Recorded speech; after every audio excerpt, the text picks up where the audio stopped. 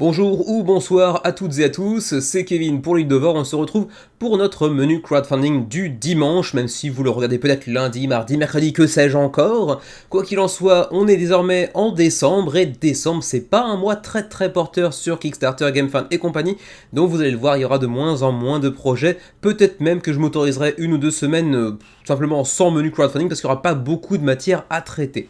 Du coup, sans plus tarder, on va faire le petit point sur la chaîne, là aussi, pas grand chose de nouveau à se mettre sous la dent. On a une période sans gros prototypes. On en a un qui est arrivé qu'on va commencer à tester un petit peu, mais il faudra attendre un petit peu plus longtemps avant de pouvoir vous en parler plus en détail. Du coup, on va passer directement au sondage de la semaine. Mais avant tout de même, j'aimerais bien vous dire que on est début décembre. Si on pouvait être 1600 d'ici janvier, ce serait un gros plus. Voilà, ce serait l'objectif de cette fin d'année, atteindre les 1600, on va dire.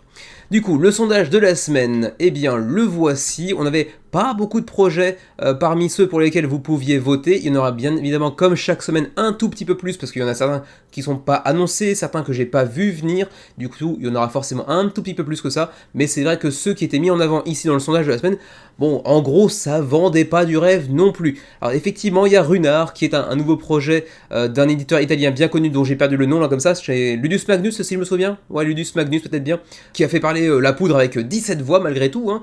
Ensuite, SAS Rogue Regiment, qui a aussi attiré pas mal de monde avec 10 voix. Pour le reste, c'est des petits noms, si ce n'est peut-être Goldblivion, parce que bon, c'est des francophones québécois qui le proposent, qui a recueilli quelques voix malgré tout. Il y a aussi Shake That City qui nous vient de AEG, donc énorme éditeur, mais pour le coup n'a pas intéressé grand monde pour l'instant. On verra si le menu crowdfunding et le segment réservé au jeu vous parlera un petit peu plus peut-être. Et puis pour le reste, il y a aussi quelques autres jeux qui sont un petit peu plus bas, notamment Emotional Intelligence dont on parlera même pas, parce que quand il y a 0 voix, je m'autorise le fait de ne pas en parler du tout, voilà, simplement. Du coup, on est parti tout de suite avec les mentions honorables, et cette semaine, on aura probablement 2 ou 3 gros projets de la semaine, plus probablement 3 je pense, dont un qui n'a pas été mentionné dans le sondage de la semaine. Reste à voir si vous pourrez le deviner avant de le voir.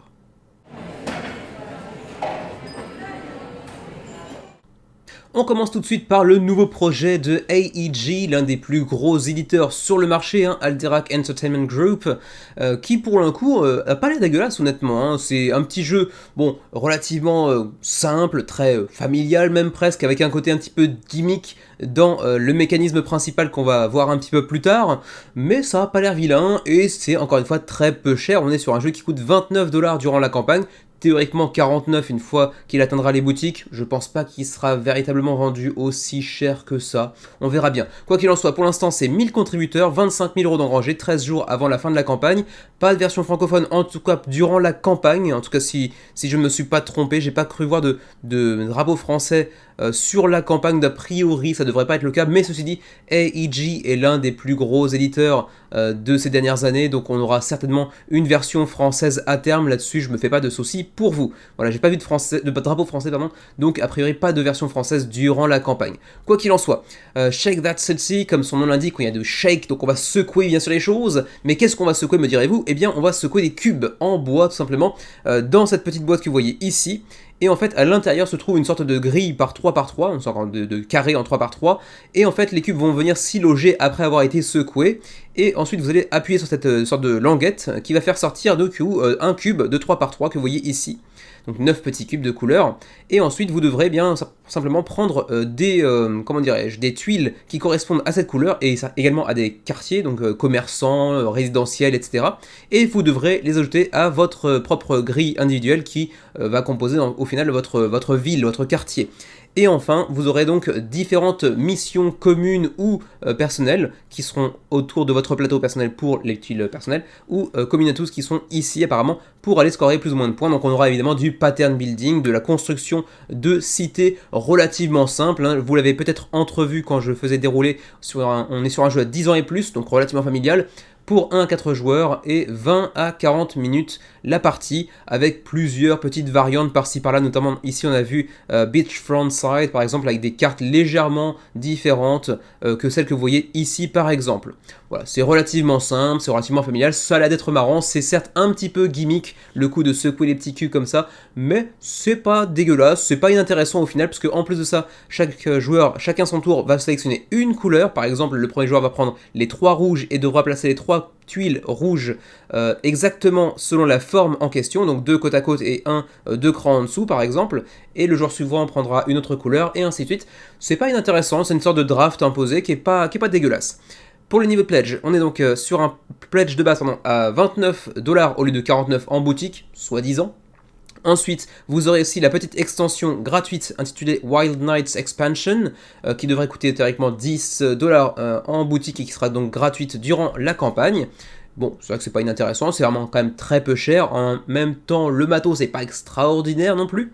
Ensuite, y avait-il d'autres niveaux de pledge? J'ai pas l'impression.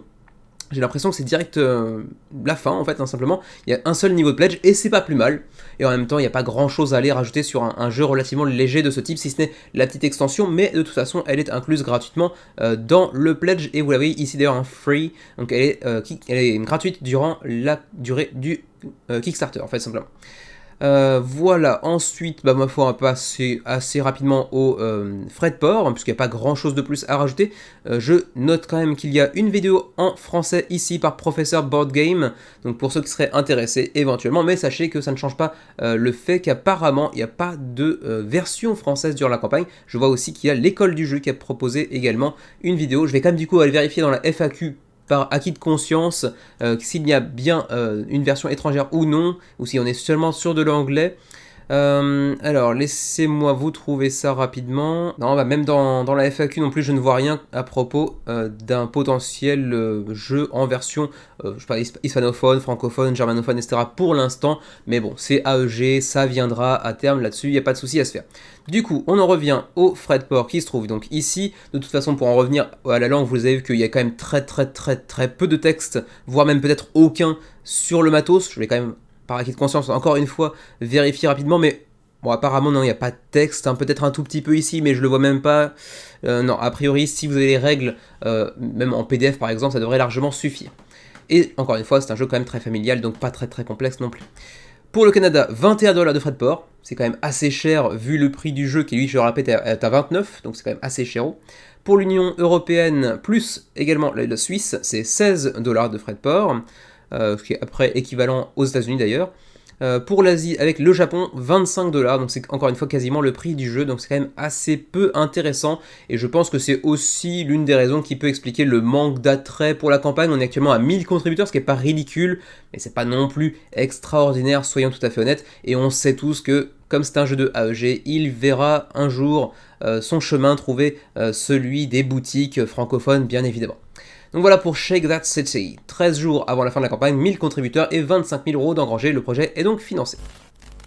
On enchaîne tout de suite avec The Cursed Throne, qui ne vous dit peut-être rien, ou alors peut-être que sa DA vous dit quelque chose. C'est le nouveau projet de Louise Brouet, et c'est en fait une extension pour Night Parade of 100 Yokai, un jeu qu'il avait déjà proposé sur Kickstarter il y a de ça 2 ans et demi environ, plus ou moins, auquel on a joué à 4 ou 5 reprises avec Xavier, d'autres amis autour de nous, et c'est un très bon petit jeu ma foi, hein. Comme souvent les jeux de Louise Brouet, c'est quand même plutôt de la qualité. En plus c'est un auteur qui fait tout par lui-même, si j'ai bien compris, hein, les dessins, la direction artistique de manière générale, et puis bien sûr tout ce qui est mécanisme de jeu. On est sur un jeu de contrôle de territoire et également et surtout d'ailleurs de construction de moteurs.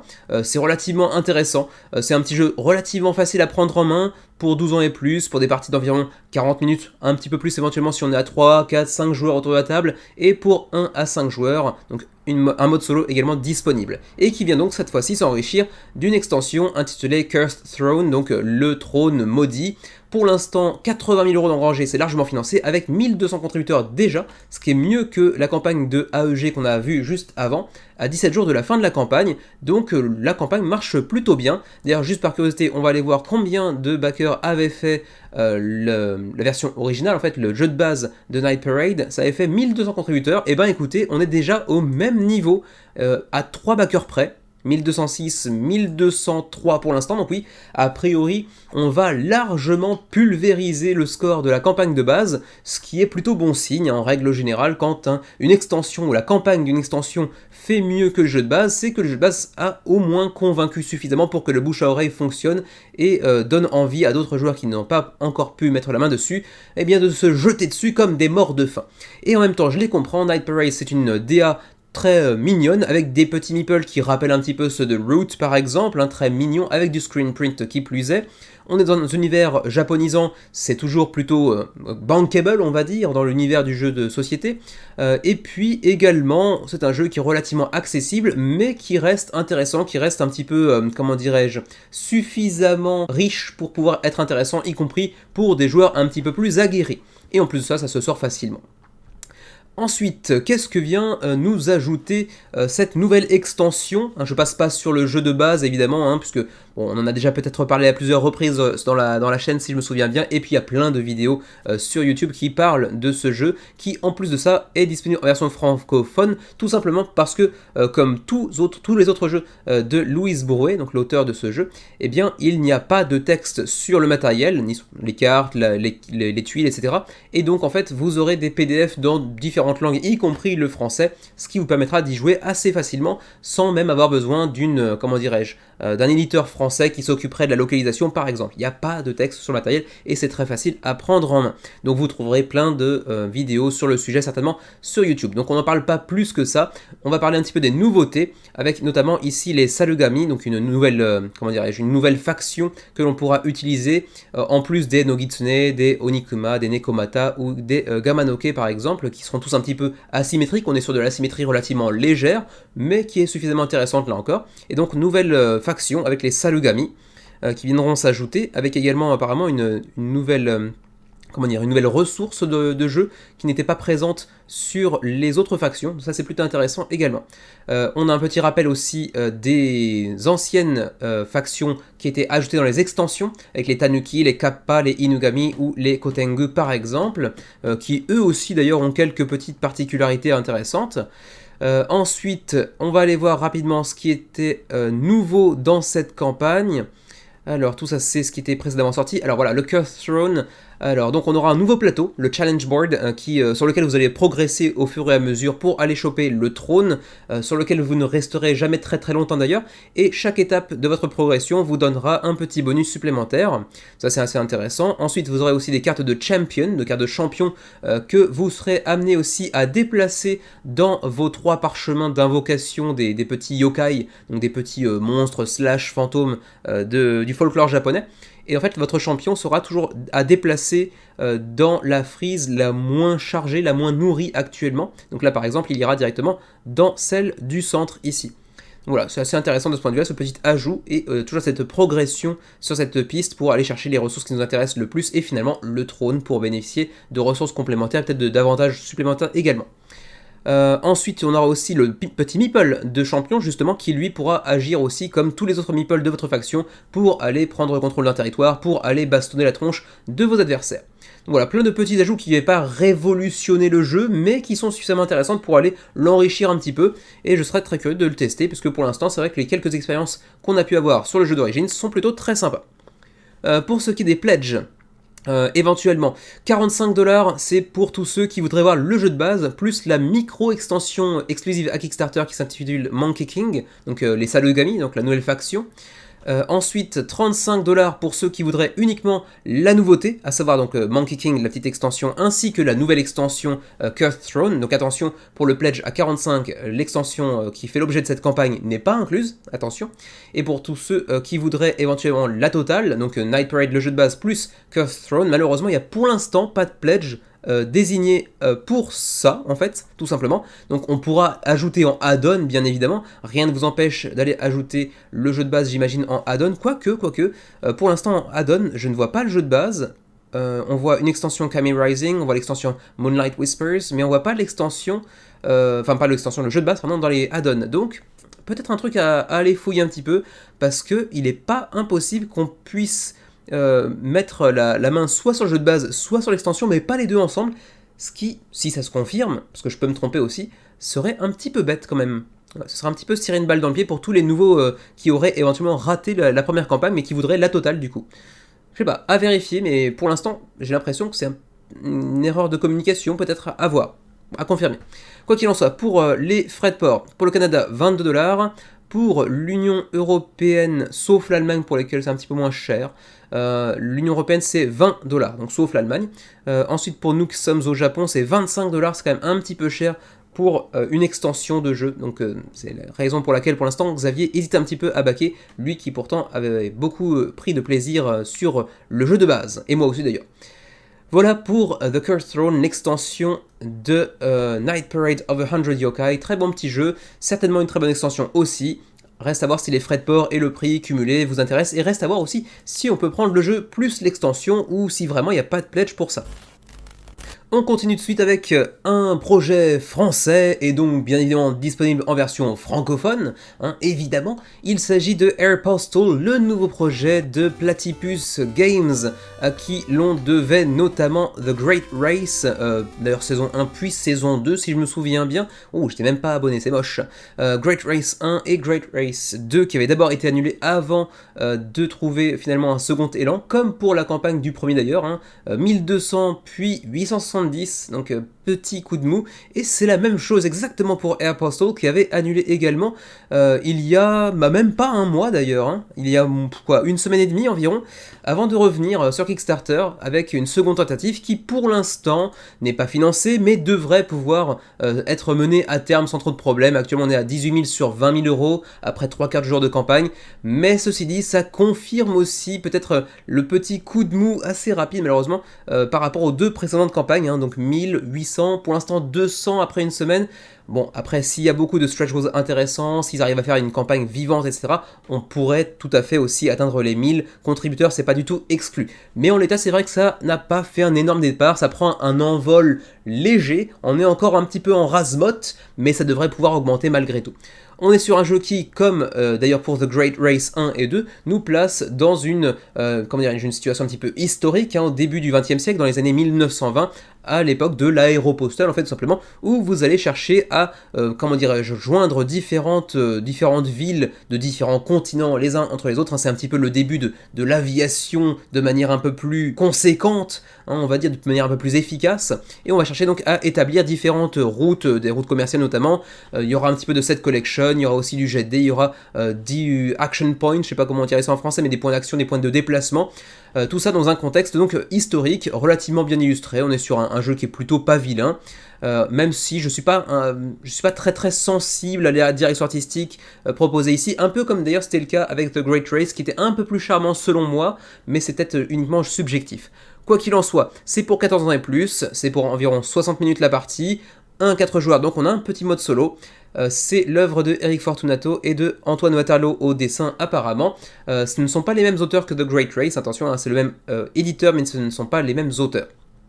Également bonne nouvelle, en plus de la version francophone bien évidemment, vous avez aussi la page en français ici directement sur le site de Platypus Game. Donc pour ceux qui voudraient en apprendre plus sur le jeu par eux-mêmes, vous avez la page en français sur leur site, donc vous avez toutes les informations dont vous pourriez avoir besoin. Pour ce qui est des niveaux de pledge, on a le Rookie Pilot à 53€, avec le mode solo inclus bien évidemment. Ensuite, on a un mode Captain à 75€, donc 22€ de plus pour mettre la main sur le jeu de base, plus son extension que vous voyez ici, Ad Austral, apparemment, le titre de cette extension. Et puis ensuite, on a aussi un All-in World Cruiser qui vient ajouter 14€ de plus au pledge, mais qui s'accompagne cette fois-ci d'un petit Companion Book, donc un petit livret historique qui vient, j'imagine, retracer un petit peu l'histoire de l'aéropostale, qui n'aura pas forcément d'intérêt à mon avis pour ce qui est du gameplay, mais pour accompagner un petit peu cette thématique très présente dans le jeu, ça peut être assez sympa de pouvoir aussi en apprendre un petit peu plus avec ce petit livret d'accompagnement du jeu. Pour le reste, on va passer assez rapidement, je l'ai déjà dit tout à l'heure, ça ressemble un petit peu d'ailleurs à certains niveaux à Great Race avec ce petit plateau individuel qui reprend certains éléments un petit peu de Great Race en termes de direction artistique, hein, je ne parle pas de gameplay, bien évidemment. On est apparemment sur du double épaisseur, ce qui est plutôt cool aussi. La direction artistique est plutôt soignée. On aura des cartes d'objectifs également à aller accomplir. On aura des passagers potentiellement. Ça peut être des passagers, mais ça peut aussi être du cargo, enfin des cargaisons différentes qu'on pourra aller livrer d'un point A à un point B. On pourra aussi essayer de faire un petit peu la course à celui qui va réussir à joindre deux villes, deux parties du monde. Par exemple, ici, l'exploit de faire la première traversée de l'Atlantique, par exemple, en avion, etc., etc. Ça vous rapportera de plus en plus de points de victoire. Voilà, relativement simple à prendre en main à mon avis.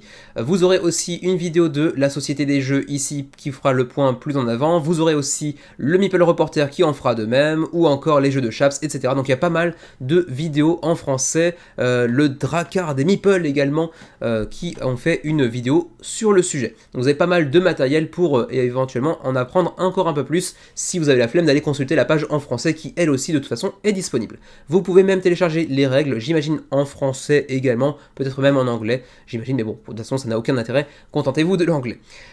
Du coup, on va passer directement maintenant aux frais de port sans plus tarder, alors que vous avez un petit aperçu ici du matériel. Bon, encore une fois, c'est plutôt joli, c'est pas extraordinairement beau, on n'est pas sur des trucs surproduits non plus, mais en même temps le prix reste abordable également, donc, et ça a quand même son charme malgré tout, avec ce petit côté un petit peu rétro qui accompagne bien la thématique. Donc disais-je, les frais de port, alors on n'y est pas loin je pense. Ok, est-ce que je peux trouver... Ah oui, d'accord, c'est ici que ça se passe, ok.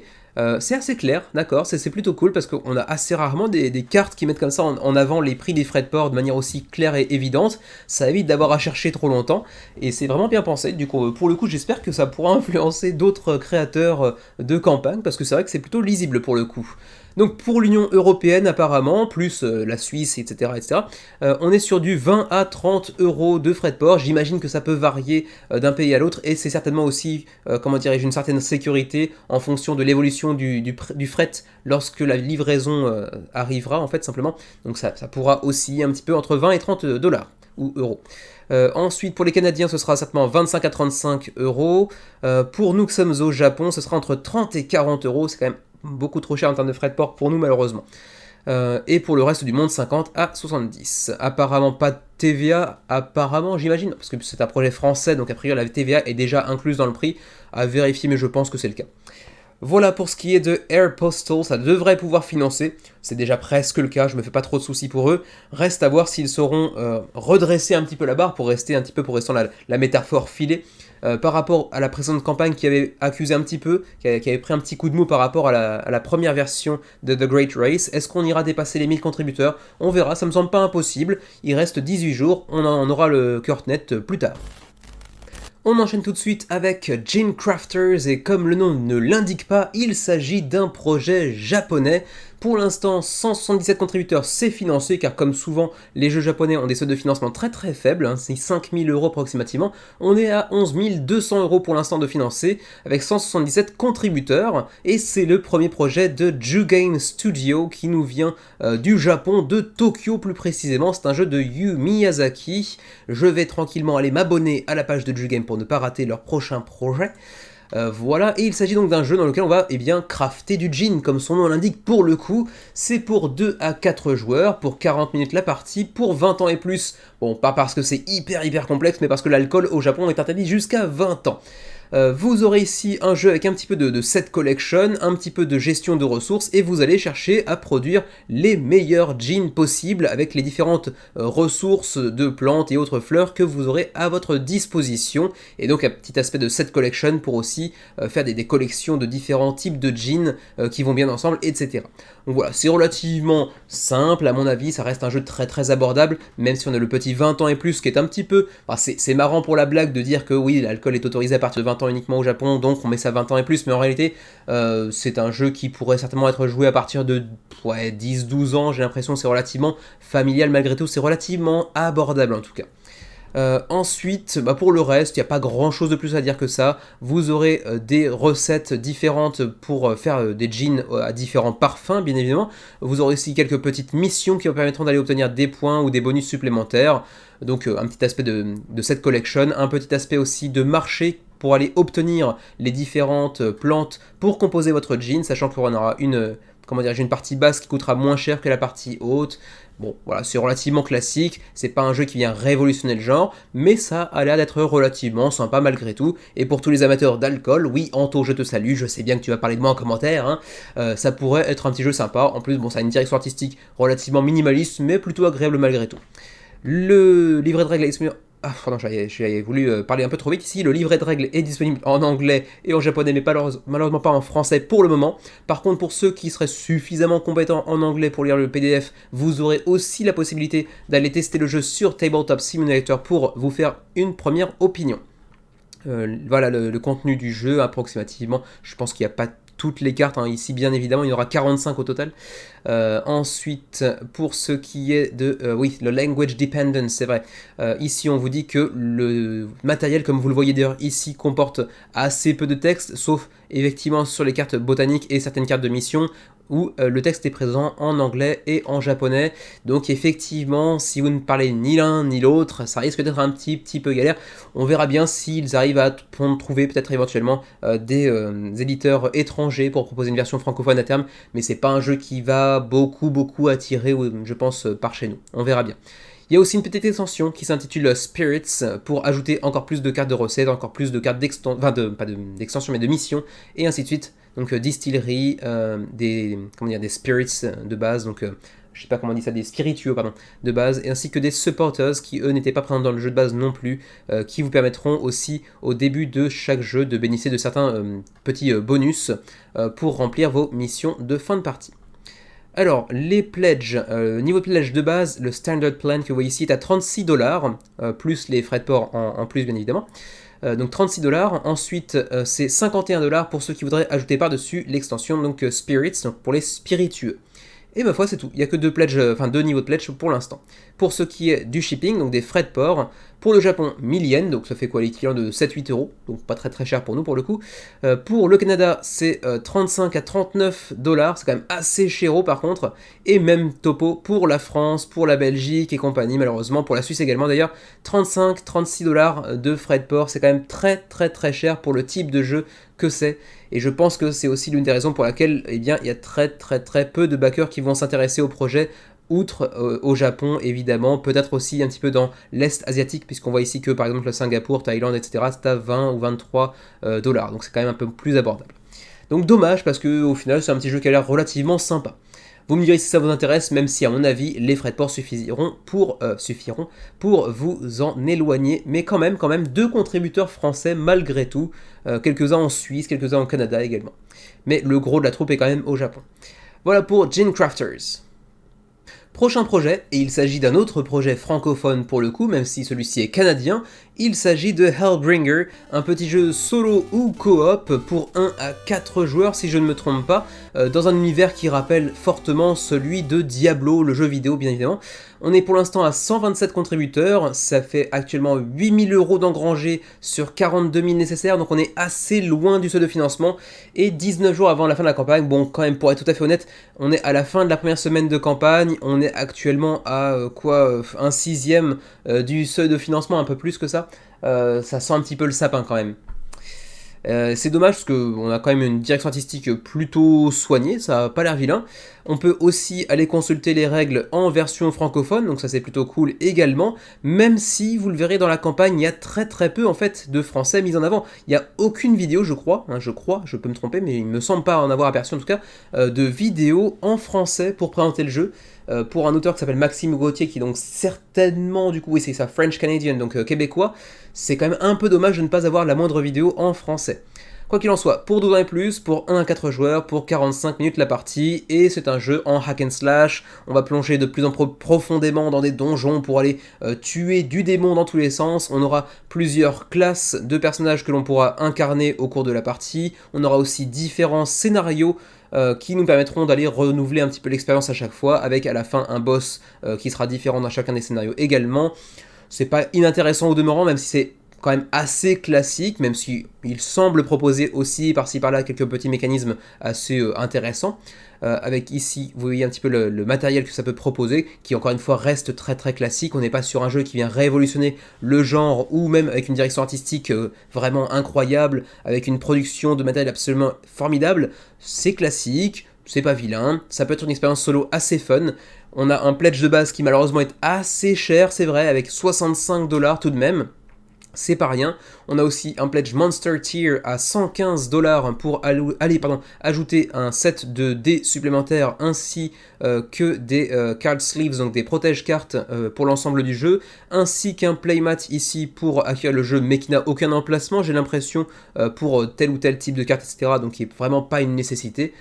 Bon, à mon avis, le Hero Tier, donc le pledge de base à 65, me semble relativement suffisant, d'autant qu'il est quand même pas donné pour le matériel qu'il contient, me semble-t-il. Le How to Play, pareil, on ne nous présente pas vraiment en détail le How to Play, en fait il y a plusieurs vidéos qu'ils font, mais pour ce qui est de la campagne elle-même, bah, on n'en parle pas tellement en fait en réalité. Mais heureusement, vous avez aussi l'opportunité de tester sur Tabletop Simulator directement, peut-être que en anglais, je sais pas, faut vérifier là-dessus. Mais en tout cas, pour le How to Play, il n'y a pas grand-chose à mettre sous la dent. Pour les add-ons, donc on peut prendre aussi des sets de dés supplémentaires, on peut prendre des protège-cartes à l'effigie du jeu, on peut prendre le playmat qui a pas l'air de servir à grand chose, mais bon, ça peut faire joli, qui coûte assez cher, ceci dit, 30$, c'est quand même assez cher. Reste à voir la direction artistique que vous voyez ici. Il a fallu attendre quand même pas mal de temps de défiler pour voir un petit peu à quoi ça peut ressembler, et c'est vrai que visuellement c'est plutôt joli. Ça, de ce point de vue là, il n'y a pas de souci, c'est plutôt joli. On reste sur du truc relativement classique dans l'univers un petit peu dark fantasy, mais c'est joliment réalisé au moins. Et donc on vous dit aussi que vous aurez un petit peu de hero building, donc vous allez choper de nouveaux items, vous allez choper de nouvelles compétences, de nouveaux enchantements, peut-être potentiellement aussi des compagnons qui vous aideront dans votre quête. Donc là encore une fois c'est relativement classique, il y aura de la coopération si on joue à plusieurs, on pourra notamment offrir des cartes, on pourra aussi soigner nos partenaires, créer de nouveaux combos ensemble, ce qui n'est pas inintéressant non plus. Encore une fois, très belle direction artistique sur cette illustration ici, avec les différentes classes que vous pourrez contrôler, des guerriers, des chasseurs, des paladins, des druides, etc. Là encore on reste sur des trucs extrêmement classiques, mais bon, on n'a pas forcément besoin de révolutionner un genre pour faire un excellent jeu. Ça, c'est complètement différent. Mais bon, ça reste relativement classique, donc sachez-le, et c'est quand même assez cher pour le matériel que ça propose, à mon avis. Ensuite, pour ce qui est des frais de port, c'est ici que ça se passe. Donc Canada, plus 0, plus 5, plus 15, en fonction du niveau de pledge que vous allez choisir. Ce qui veut dire que quand même, et ça c'est plutôt intéressant à souligner, le prix du jeu de base est cher, oui. Par contre les frais de port, eux, non. Donc tout bien réfléchi, si on fait une petite balance, un petit équilibre, un petit calcul entre les deux, on se dit que finalement c'est pas si cher que ça en réalité, puisque pour le Canada, pour l'Europe, c'est 0$ de frais de port a priori. En tout cas pour le Hero Tier, donc le pledge de base. Ensuite, pour nous qui sommes au Japon, je pense qu'on est dans Other Countries, donc 25$, c'est quand même vachement moins intéressant, bien évidemment, mais on les comprend, ils ont quand même fait des niveaux de frais de port à 0$ pour la grande majorité de la planète pour le pledge de base, donc c'est quand même assez intéressant. Et au final, c'est vrai que si on fait la moyenne avec les autres campagnes que l'on voit d'habitude pour l'Europe, pour les États-Unis, pour le Canada, etc., on aurait certainement des frais de port aux alentours de 20-25$, donc on peut se dire, c'est un petit peu de la gymnastique, mais on peut se dire que le jeu en réalité coûte, disons, 45$ plus 20$ de frais de port, et tout de suite ça devient beaucoup plus, disons, abordable et acceptable, on va dire. Par contre, attention, pour ce qui est de la TVA, la TVA sera ajoutée dans le Pledge Manager, donc pour tous les Européens notamment, enfin pour les Français en tout cas, vous aurez un petit bifton de plus à sortir pour le Pledge Manager. Et ma foi, c'est à peu près tout pour Hellbringer de Maxime Gauthier, qui pour l'instant n'a pas vraiment séduit, même si 127 contributeurs, c'est pas ridicule non plus, hein, soyons honnêtes, il reste 19 jours avant la fin de la campagne. Ça semble un petit peu compliqué pour cette campagne, mais avec éventuellement un peu plus de communication au préalable, quelques vidéos françaises, pourquoi pas également, et puis peut-être une nouvelle tentative d'ici quelques mois, peut-être que ça pourrait faire un meilleur résultat. Pour l'instant, j'ai un petit peu de mal à le voir atteindre les 42 000€ d'ici la fin de la campagne, mais bon, on verra bien. Continuons tout de suite avec Goldblivion, encore une production francophone, décidément, encore une production qui nous vient de Québec, décidément numéro 2, Goldblivion qui fait suite à Goblivion, que vous avez peut-être aperçu, qui avait connu un petit succès malgré tout, par Goblivion Games d'ailleurs. On va aller voir quand même le résultat de Goblivion à l'époque, mais je crois qu'entre temps, en boutique, il a fait un beau succès si je me souviens bien. On est quand même à 870 contributeurs, ce qui n'était pas ridicule, puis 1000 pour Dinoblivion. Est-ce que Goldblivion fera encore mieux? C'est pas impossible du tout, puisqu'on est déjà à 400 contributeurs après 3-4 jours de campagne, donc c'est pas impossible du tout. Et on est sur un jeu qui est pas inintéressant en termes de gameplay, même si j'ai toujours autant de mal avec la direction artistique pour Goblivion, pour Dinoblivion ou maintenant pour Goldblivion. Je trouve la direction artistique vraiment pas à mon goût. Après, vous me direz ce que vous en pensez, mais bon, c'est vraiment subjectif, même si, bon, là, on dit que c'est subjectif, mais il y a aussi un petit peu d'objectivité là-dedans, bien évidemment, alors que je me rends compte qu'il y a un petit clin d'œil à Stanley Kubrick qui est pas inintéressant ici. Bon, ça peut être assez drôle s'il y a des petits clins d'œil par-ci, par-là. Quoi qu'il en soit, Goldblivion, avec une version française que vous pourrez aller consulter ici directement, donc encore une fois, allez consulter la page de goldbliviongames.com pour en apprendre plus directement en français. C'est un jeu pas inintéressant en termes de gameplay, disais-je tout à l'heure, puisque c'est un jeu qui se centre sur un mécanisme de double deck building. Vous aurez 2 decks de cartes par joueur autour de la table, et il vous faudra construire votre deck, enfin vos 2 decks du coup, en parallèle, et ça c'est pas inintéressant. Au-delà de ça, on est dans un monde de fantasy, tout ce qui est de plus typique, dans le même univers d'ailleurs je pense que Goblivion et compagnie, et on va en fait chercher à obtenir le plus d'or je crois autour de la table, d'où le titre Goldblivion. C'est un petit peu l'époque de la chasse à l'or, on va dire, du Gold Rush, mais dans cet univers médiéval fantaisiste. Le pledge est apparemment à 40$ canadien, soit 28 €, donc on est encore une fois sur un jeu très peu cher, avec un matériel relativement classique ceci dit. C'est pour 1 à 4 joueurs, pour 20 minutes par joueur, et pour 12 ans et plus.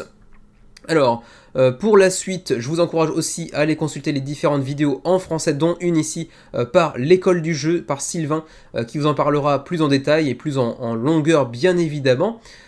Et au-delà de ça, ma foi, j'ai pas grand chose de plus à en dire, si ce n'est que le mécanisme de double deck building est pas inintéressant. Pour tous les amateurs du genre, et bien évidemment, ça pourrait être un jeu assez sympatoche, mais vraiment, je suis pas du tout attiré par la direction artistique, même si je serais curieux de le tester un jour, pourquoi pas. Au-delà de ça, c'est un jeu qui, encore une fois, est relativement abordable, relativement familial, assez accessible, donc très grand public. Ensuite, on va passer au frais de port, si tant est qu'il n'y ait pas d'autres niveaux de pledge. Éventuellement, on va quand même checker rapidement ici, ce sera plus rapide. Donc 29 € le jeu de Goldblivion. On peut aussi mettre la main sur Goblivion, donc le premier de la série, pour le même prix. Et ensuite, c'est du retailer. On a aussi du Oblivion pour prendre Goblivion plus Goldblivion à 57 €, donc avec une petite ristourne. Et puis aussi, on a un all-in avec un playmat, avec des protège-cartes, etc. Bon, c'est pas très intéressant en soi, pardon. Et ma foi, donc du coup, on va pouvoir directement passer au frais de port, disais-je, qui se trouve nulle part, à moins que je sois passé trop vite, voilà c'est ici. Donc pour le Canada, 15$, pour l'Union Européenne, 11$, c'est encore moins cher que pour nos amis québécois, alors que le jeu vient de Québec, ça c'est plutôt à souligner. Et puis pour le reste du monde, c'est du 22 € de frais de port pour le jeu, donc c'est presque aussi cher que le jeu lui-même, ce qui est quand même un petit peu dommage. Mais bon, en même temps, vous pouvez aussi faire des all-in avec 2 jeux par exemple, donc finalement ça devient un peu plus intéressant. Voilà pour ce qui est de Goldblivion, le nouveau projet de Goblivion Games. Pour le coup, vous me direz si vous êtes intéressé, si vous avez potentiellement joué à Goblivion. Ce n'est pas mon cas, mais j'avoue que moi la DA me repousse quand même un petit peu, j'y peux rien. On continue avec un petit projet Eurogame un petit peu perdu sur Kickstarter, qui n'a pas fait beaucoup de bruit, et qui, malgré tout, quand même, a attiré pour l'instant 352 contributeurs et 26 000 € d'engrangés sur 35 000. On n'est pas encore financé, mais ça devrait pouvoir se faire. Il s'agit ici de Elderman, qui vous propose de prendre la présidence, en fait, de la ligue hanséatique, je ne sais pas comment dire en français, mais vous connaissez le jeu Hansa Teutonica, c'est la même période, c'est la même zone géographique. Et donc on va chercher à étendre son influence sur le commerce de la ville de Lübeck dans un jeu de stratégie purement Eurogame pour 1 à 4 joueurs, 12 ans et plus, et des parties comprises entre 100 et 180 minutes, donc c'est assez long, 2 à 3 heures la partie, donc bon, préparez-vous. Au-delà de ça, on est sur un jeu qui vient de Vienne, en Autriche, et plus précisément de Rockerl Games, dont c'est le premier projet créé sur Kickstarter. C'est un éditeur indépendant qui a été créé en 2022, donc c'est tout récent, et c'est leur premier jeu. Et du coup, se pose la question de est-ce que c'est aussi moche qu'un jeu allemand traditionnel? Et la réponse est non. C'est plutôt pas vilain. Vous avez ici un petit aperçu de ce à quoi peut ressembler le jeu sur la table, et ben ça présente plutôt pas mal ma foi. C'est pas époustouflant, mais ça présente plutôt bien. Bon voilà, vous avez un petit aperçu ici du plateau central. Encore une fois, c'est pas merveilleux, hein, on se comprend. Ça coûte assez cher qui plus est, mais je m'attendais à pire, hein, bien évidemment. 70€ pour la version Deluxe, parce que oui, on a une version Deluxe qui est la première version disponible sur Kickstarter. Avec ici les petits composants qui sont en bois, donc ça c'est plutôt sympa aussi. Les dessins pour les tuiles que vous voyez ici qui vont venir composer votre cité, hein, vous voyez ici les emplacements sont plutôt jolis, là encore une fois, c'est plutôt classe en termes de qualité de direction artistique. Ensuite, on a aussi les petites tuiles de propriété pour chaque personnage, enfin pour chaque personne autour de la table, avec une couleur différente pour chacun. Les petites cartes d'action, les petites tuiles d'amélioration de votre plateau personnel que vous voyez ici, avec de la double épaisseur d'entrée de jeu, ça c'est plutôt très sympa aussi, avec une roue des ressources. Donc on est peut-être même potentiellement pas loin de la triple épaisseur, hein, parce qu'on a ici le plateau principal avec en dessous une petite sous-couche pour les ressources, et puis on a aussi une roue par-dessus qui tourne, c'est presque de la triple épaisseur même, donc attention, on est quand même sur du matos. Avec ici les petites tuiles de ressources que l'on va pouvoir certainement aller stocker ici je pense. Voilà pour le reste des cartes, quelques petits tokens par-ci par-là, un petit peu d'argent, rien de très extraordinaire, mais quand même ça présente bien. Ensuite on a aussi la Collector's Edition à 110€, encore un petit peu plus cher, qui vient rajouter par-dessus ce que vous avez vu précédemment, une mini extension que vous voyez ici, enfin que vous entreapercevez ici, avec de nouvelles cartes, notamment des événements qui n'étaient pas présents précédemment, qui viennent ajouter un petit peu d'aléatoire, mais c'est pas inintéressant, des nouvelles cartes du conseil également. Autres cartes de conseil qui sont d'un dos différent, je sais pas à quoi ça correspond, et puis des cartes de mission également. Ainsi que des pièces de métal également pour remplacer les pièces de carton, ça c'est plutôt sympa aussi. Et puis on aura aussi un petit folded space, donc un petit insert en mousse pour contenir l'ensemble du matériel. Donc voilà, pour ma foi, c'est pas trop dégueulasse en termes de proposition je trouve, hein. C'est certes un petit peu cher peut-être pour la Deluxe Edition, pour le matériel proposé, mais bon, je trouve que pour un premier projet, ça présente pas mal. Vous me direz ce que vous en pensez. On va passer assez rapidement pour le reste, hein. Je vous en ai parlé, il y a du commerce, il y a de l'établissement de routes commerciales, etc. On va faire du commerce entre les joueurs, on aura aussi cette fameuse roue des ressources qui n'est pas inintéressante non plus. On a l'extension de la ville de Lübeck qu'on va chercher à agrandir avec de plus en plus de commerces qui nous appartiennent à nous et pas aux autres joueurs, même si on pourra commercer les uns entre les autres, etc., etc. Et on aura aussi un petit peu d'enchères, y compris des enchères secrètes. Voilà, du coup, on passe directement à la suite. Je ne crois pas avoir vu de version francophone, ni d'ailleurs de vidéo en français, ce qui est dommage, mais bon, c'était assez, quand même dire, prévisible pour un premier éditeur à l'origine germanophone. Et donc on passe au frais de port, disais-je, avec pour l'Union Européenne 3 zones distinctes. Pour ce qui est de la Belgique ou de la France, c'est la zone 2, donc 15€. Et ensuite, pour par exemple Monaco ou encore, qu'est-ce qu'il y aurait d'autre éventuellement en francophonie là-dedans, rien, j'ai l'impression. Donc bon, Monaco, disons, 17€. Pour la Suisse, ce sera 18 a priori. Et puis pour nous, au Japon, Asie, zone 2, 32€ de frais de port, ça commence à faire assez mal par contre. Et pour les Canadiens, par contre, ma foi, j'ai l'impression que vous êtes dans le rest of the world, auquel cas, ça pique, 50€. Pour ce qui est de la TVA, je vois pas de mention à ce propos. Ah si, c'est ici que ça se passe. A priori, vous aurez certainement un petit pledge manager avec un bifton à sortir en plus, j'ai l'impression. Ouais, c'est ça, pour les backers de l'Union Européenne et du Royaume-Uni également, un petit billet supplémentaire à sortir dans le pledge manager. Voilà pour ce qui est de Elderman, et ma foi, ça a pas l'air dégueulasse pour un premier projet. 352 contributeurs, ouh, ça a été passé un peu trop vite celui-là. 352 contributeurs, 26 000€ d'engrangés sur 35 000, ça devrait pouvoir financer à terme. Il reste 20 jours avant la fin de la campagne. On enchaîne tout de suite avec Lords of Vegas Americana, qui est une nouvelle extension pour un jeu sorti préalablement en 2010-2011 si je me souviens bien. J'ai pas la date exacte en tête, mais ça fait un bail. Et donc ils reviennent avec une nouvelle extension assez massive, mais également avec une refonte, une nouvelle mouture du jeu de base pour Lords of Vegas, qui pour l'instant a attiré près de 620 contributeurs, 66 000 euros d'engrangés sur 95 000. On a fixé un seuil de financement assez élevé. Du coup, pour l'instant, il n'est pas encore atteint, mais ça devrait pouvoir se faire d'ici les 20 jours qui nous séparent de la fin de la campagne. Au-delà de ça, qu'est-ce que vient ajouter cette nouvelle mouture ainsi que cette nouvelle extension? Et bien la nouvelle mouture vous permettra désormais de jouer jusqu'à 6 joueurs, puisque je crois que dans le jeu d'origine, on ne pouvait jouer jusqu'à 4 ou 5 joueurs, il me semble. Désormais, c'est jouable jusqu'à 6, et puis au-delà de ça, on aura également, via l'extension Americana, de nouveaux casinos également, qui viennent changer un petit peu les règles d'un plateau à l'autre.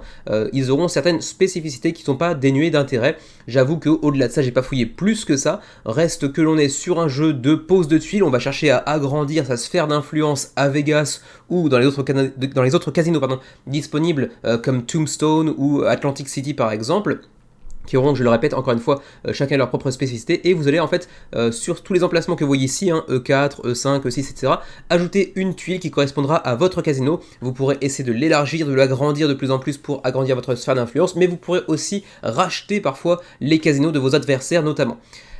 Et puis il y aura aussi du dé, mais c'est pas tellement pour rejeter des dés, c'est pour les placer au centre des tuiles. Vous voyez qu'il y a un petit emplacement ici, mais là-dessus j'ai pas fouillé plus que ça. Bref, le but c'est évidemment de s'enrichir plus que les autres, bien évidemment. On est sur un jeu très capitaliste.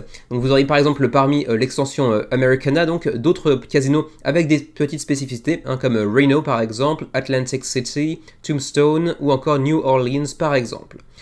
Pour ce qui est des pledge levels, on en a plusieurs. Americana, donc pour ceux qui voudraient exclusivement l'extension, parce qu'ils ont déjà le jeu de base, je pense pas que vous êtes très nombreux sur la chaîne, auquel cas il faudra payer 65$. Le jeu de base, lui, avec cette nouvelle mouture, ceci dit, est à 90$, donc c'est relativement cher.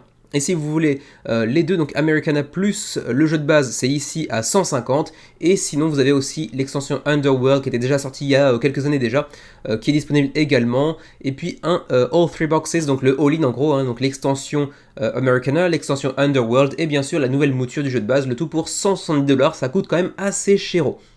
Et on a aussi les add-ons avec notamment des poker chips qu'on a vu notamment ici, voilà, pour remplacer l'argent en carton. C'est vrai que c'est en termes de thématique, ça fait quand même le job. Et puis on a aussi un playmat éventuellement pour remplacer le tapis central, enfin le plateau central, pardon, mais ça n'a pas un grand intérêt en soi, c'est juste de la déluxification. Ensuite, pour ce qui est des frais de port, eh bien ma foi, je ne vois pas de tableau récapitulatif, donc on va essayer de trouver ça un peu plus en détail. What the shipping plan? Alors, apparemment, on nous dit que la campagne n'est disponible que pour les États-Unis, le Canada et le Mexique.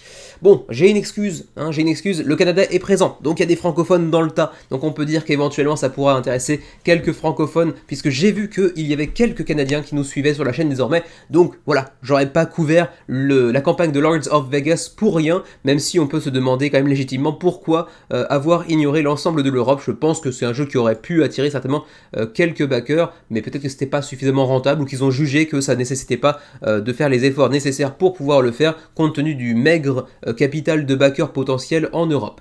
Voilà pour Lords of Vegas avec l'extension Americana. Bon, pour celui-ci, ne vous inquiétez pas, React est bien disponible en Europe. J'ai vérifié avant d'en parler. React, c'est le nouveau projet c'était qui déjà? De Brother Ming Games, un éditeur que je connaissais assez peu finalement, qui nous vient des États-Unis. 780 backers pour l'instant, 85 000 euros d'engrangés. On est donc largement financé pour React. Et il reste 25 jours avant la fin de la campagne. On est sur un jeu assez original. Et d'ailleurs, au début, je pensais que c'était un jeu de Level 99, ceux qui sont derrière Bullet notamment, et il se trouve que ce n'est pas le cas, même s'il y a une collaboration durant la campagne qui montre une certaine parenté entre les deux compagnies, et c'est vrai qu'en termes de direction artistique et de propositions très originales, ça s'en rapproche aussi un petit peu.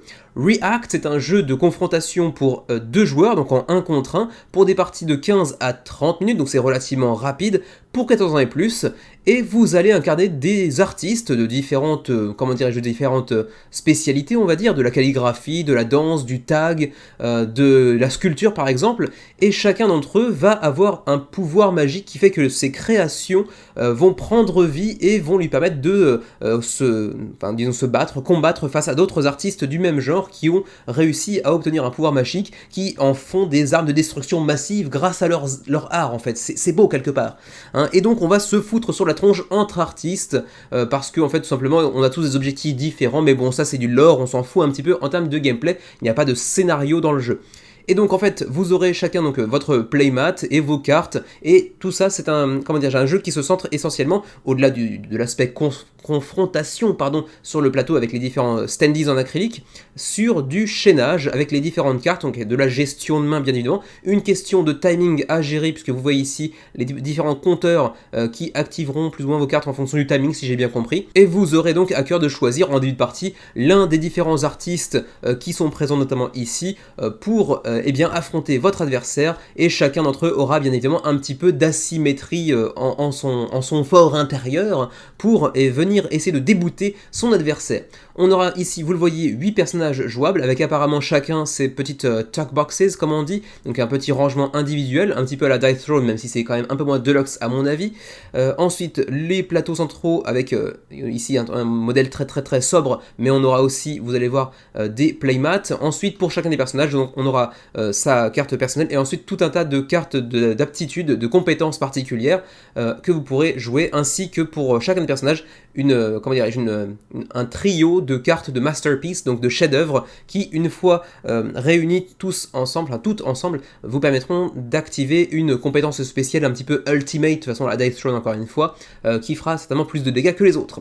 Donc ici vous voyez d'autres personnages disponibles, comme le danseur par exemple, la peintre, ou encore le tagger, etc., le sculpteur, et ainsi de suite, avec toujours un petit peu d'asymétrie entre les différents joueurs. Et on a aussi une micro-extension avec un personnage issu de l'univers de Level 99 Games, dont on parlera un peu plus tard.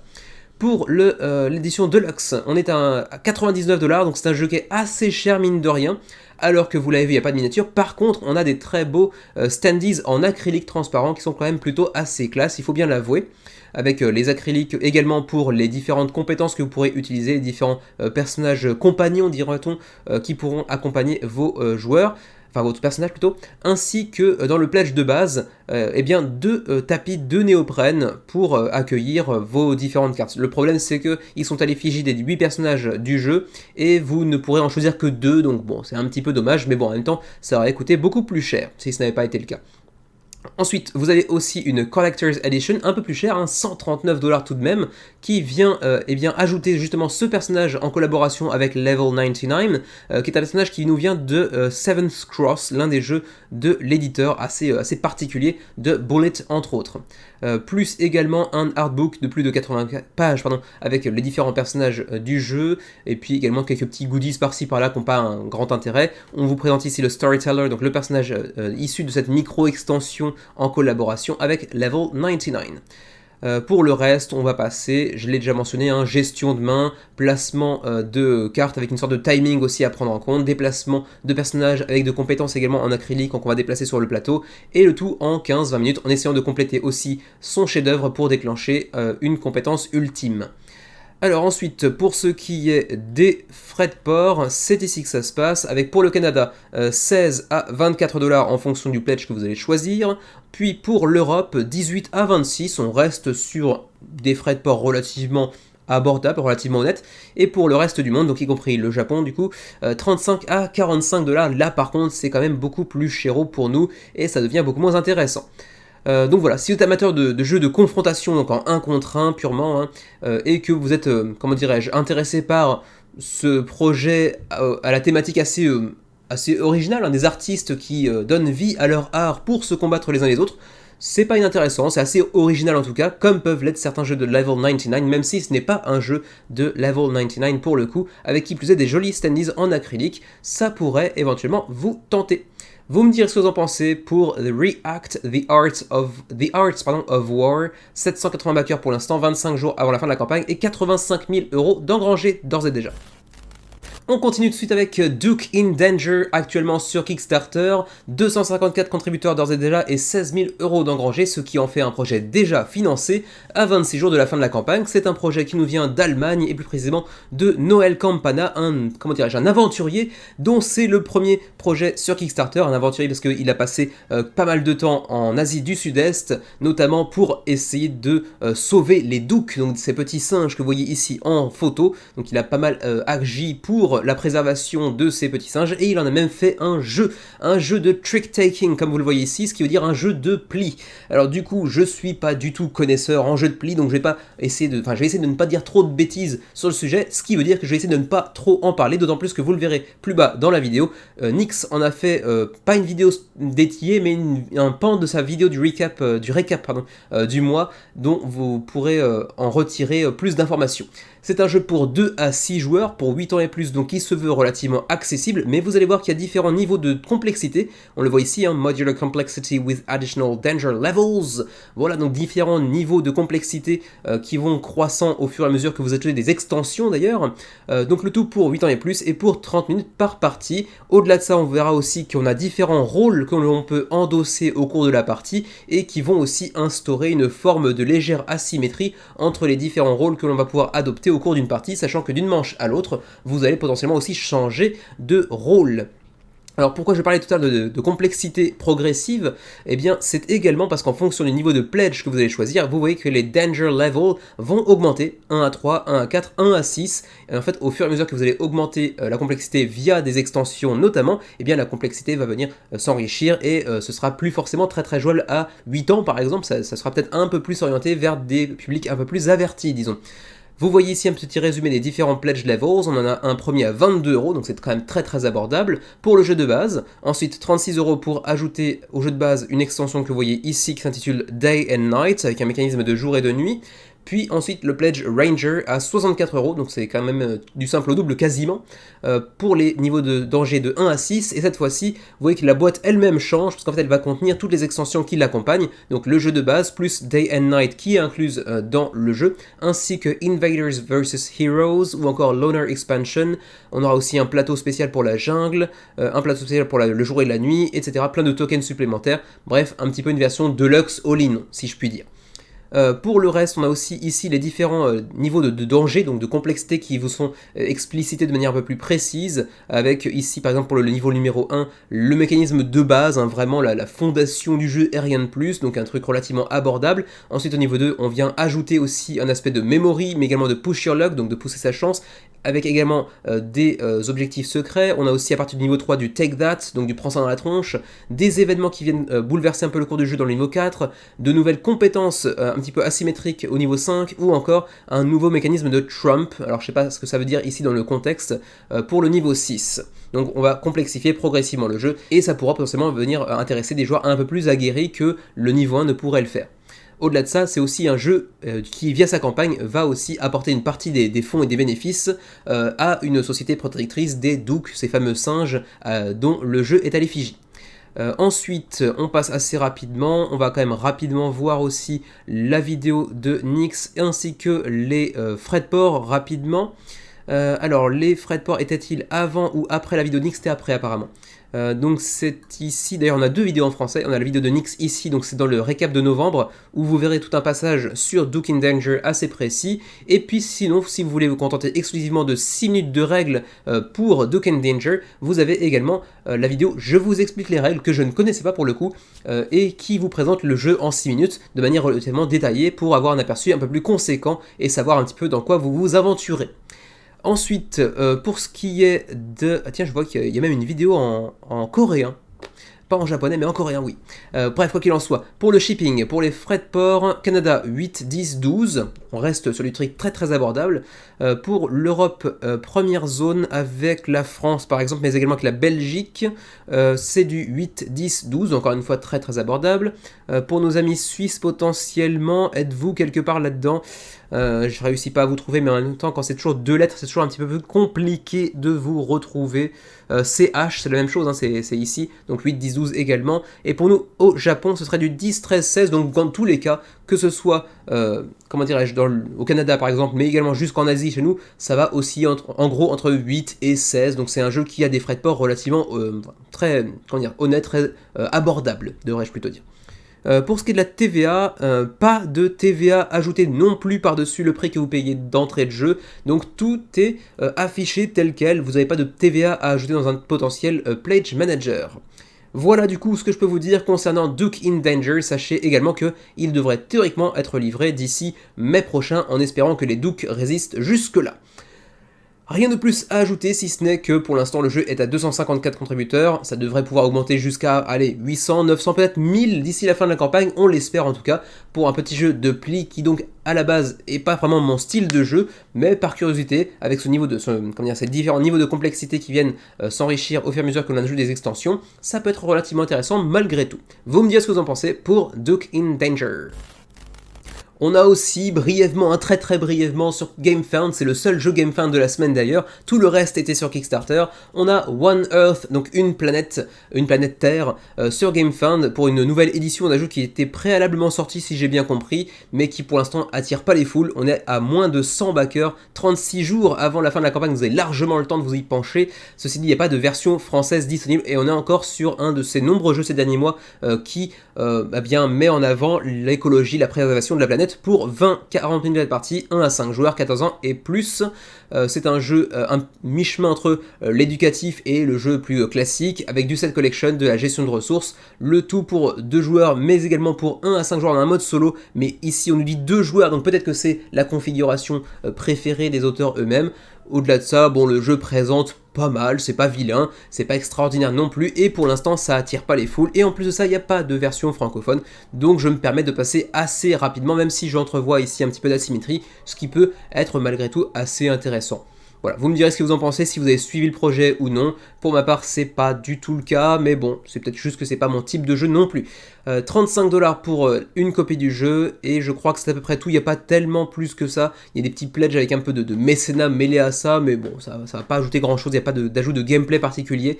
Il y a aussi le potentiel ajout de votre personnage à vous-même en fait, parmi les leaders du jeu, avec votre visage à la place de ceux déjà conçus pour le jeu à l'origine. Et pour ce qui est des frais de port, je ne crois pas les avoir vus, mais ils sont un peu plus hauts, je crois. Voilà, c'est ici. 13 pour le Canada, 13 pour la France également, 9 pour le Japon, ce qui est assez rare de voir des frais de port un peu moins chers pour nous que pour chez vous. Mais ma foi, c'est à peu près tout ce que je peux vous dire. Attention, je vois un petit drapeau français ici. Si jamais on a 100 backers français, on aura aussi une VF. Pour l'instant, il peine à avoir 100 backers tout court, donc je pense que c'est pas pour tout de suite. Mais bon, sait-on jamais. Voilà pour One Earth, et c'est également le dernier projet parmi les mentions honorables d'aujourd'hui. On va pouvoir maintenant passer aux 3 gros morceaux de la semaine.